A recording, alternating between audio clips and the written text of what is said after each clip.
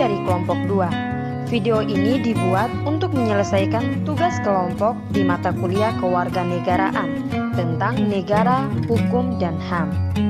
Kami dari kelompok 2 terdiri dari 8 anggota yang masing-masing bekerja sama untuk menyelesaikan tugas ini.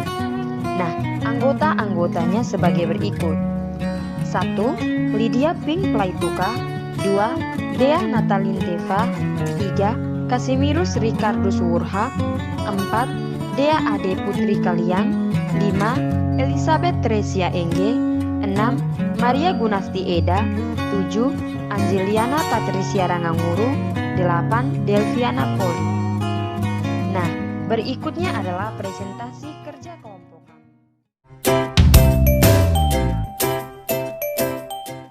Pengertian negara hukum.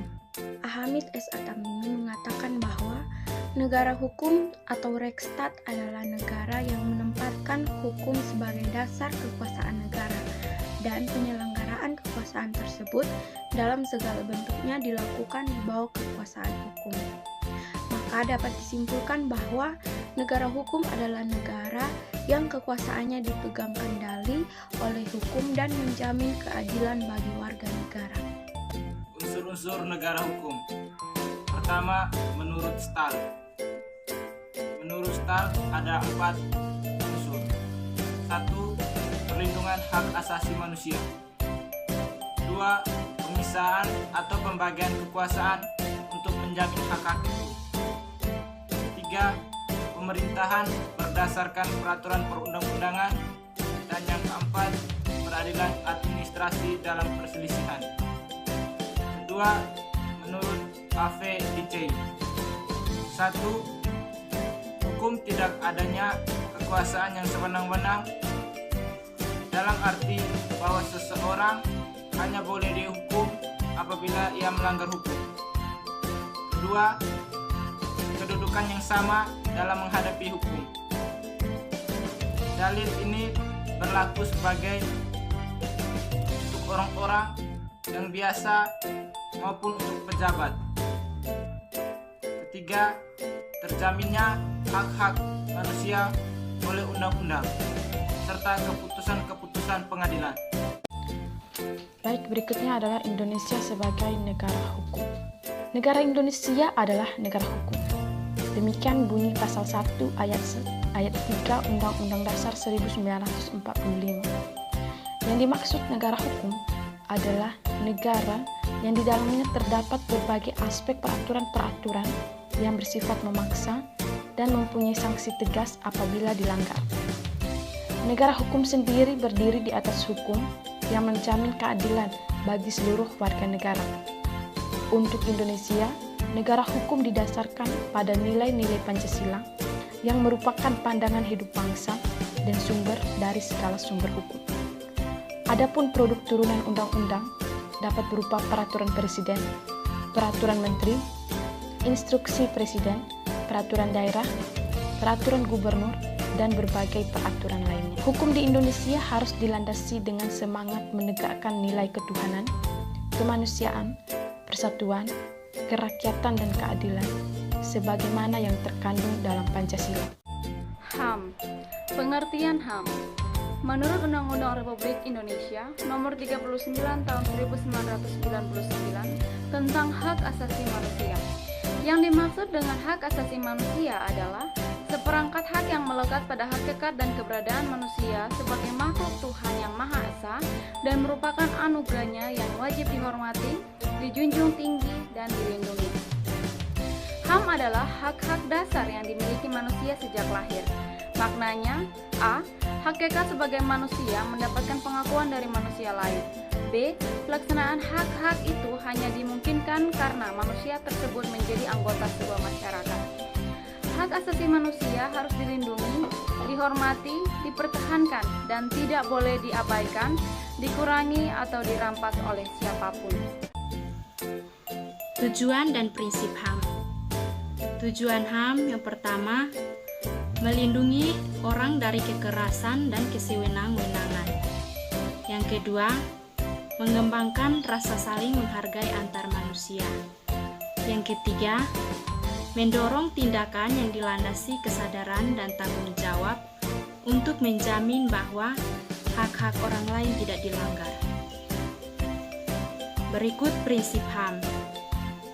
Prinsip HAM yang pertama, universal. Yang kedua, kesetaraan atau equality. Yang ketiga, non-diskriminatif. Yang keempat, martabat manusia. Yang kelima, inalienability atau tidak dapat direnggut. Yang keenam, kewajiban atau obligation, dan tanggung jawab atau responsibility. Yang ketujuh, indivisibility atau tidak dapat dipisah-pisahkan, dan interdependensi atau saling bergantungan. Berikutnya, pelaksanaan dan penegakan HAM. Nah, upaya pemerintah dalam menegakkan HAM kepada masyarakat Indonesia sebagai berikut. 1. Melakukan pendidikan dan penyuluhan tentang HAM. 2. Melakukan pemantauan dan penyelidikan terhadap pelanggaran HAM. 3. Melakukan pengkajian dan penelitian tentang HAM. 4. Menyelesaikan masalah secara konsultasi maupun negosiasi. 5. Menyampaikan rekomendasi atas suatu kasus pelanggaran hak asasi manusia kepada pemerintah. Nah, contoh upaya pemerintah dalam menegakkan HAM kepada masyarakat Indonesia. 1. Pembentukan Komisi Hak Asasi Manusia. 2. Pembentukan instrumen. 3. Pembentukan pengadilan HAM. Berikut faktor penghambat penegakan hak asasi manusia di Indonesia. Pelaksanaan hak asasi manusia di Indonesia belum maksimal dikarenakan ada beberapa faktor hambatan sebagai berikut. Yang pertama, faktor sosial budaya. Yang kedua, faktor komunikasi dan informasi. Yang ketiga, faktor kebijakan pemerintah. Yang keempat, faktor perundangan. Yang terakhir, faktor aparat dan penindakannya. Hubungan negara hukum dan hak asasi manusia. Hubungan antara HAM dan negara hukum sangat erat dan saling berhubungan serta tidak dapat dipisahkan karena suatu hukum bekerja untuk melindungi hak asasi manusia. Selain itu, semua perilaku manusia di suatu negara selalu berdasarkan hukum. Semua hak ditentukan oleh hukum dan ada bukti bahwa hukum yang mengikatnya.